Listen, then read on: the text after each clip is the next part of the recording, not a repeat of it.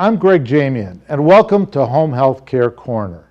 As more people receive their medical services and care at home, there are many questions that pop up that sometimes require quick answers.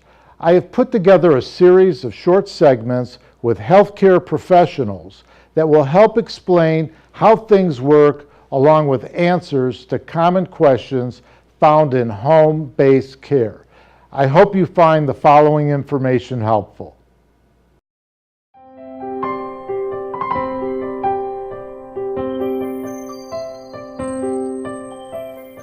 Hi, my name is Janet. I'm a registered nurse for AmeriStaff Home Health Services. I'm here today with Erin. She had some questions regarding congestive heart failure, so I thought we'd take this time to talk about congestive heart failure. Hi, Erin. Hi, Janet.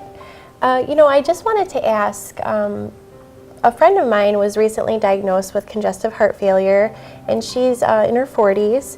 And when she told me that, I was really surprised because, not knowing anything about it, I thought it just affected the older population. So could you explain what congestive heart failure is?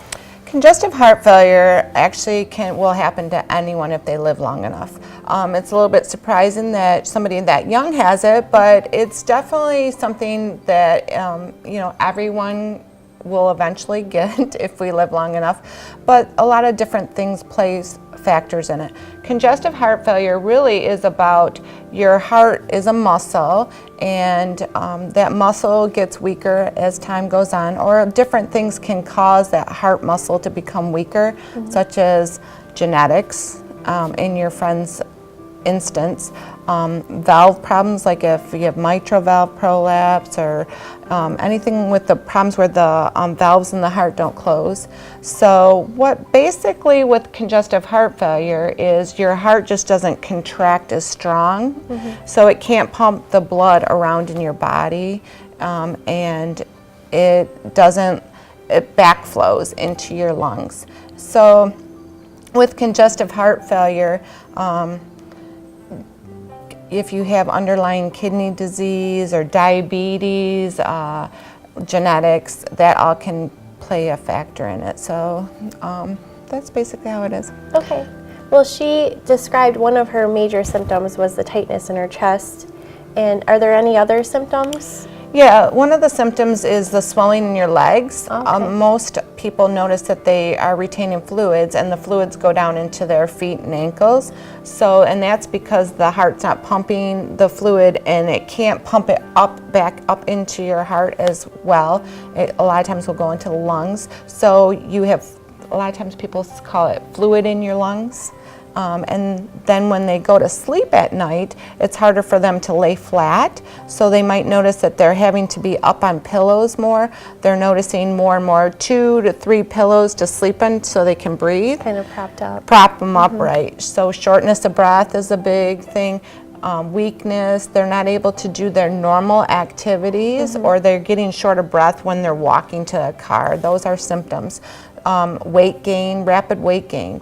So maybe that they're noticing 2 and 3, 4, 5 pounds are coming on in a short period of time. They're retaining that fluid, that water. So that is a symptom of it. Okay. And I know you said eventually everyone will get congestive heart failure.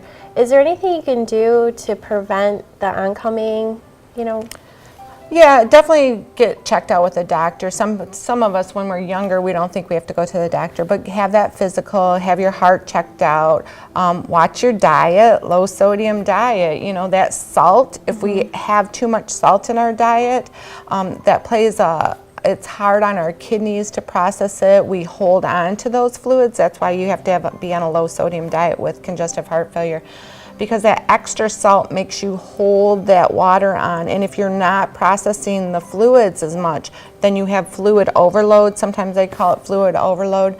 So that way it's just too much for your heart to handle. So it puts an extra stress on your heart. So if you can avoid those things, exercise is good, because the heart's a muscle, so you want to keep it active and moving around.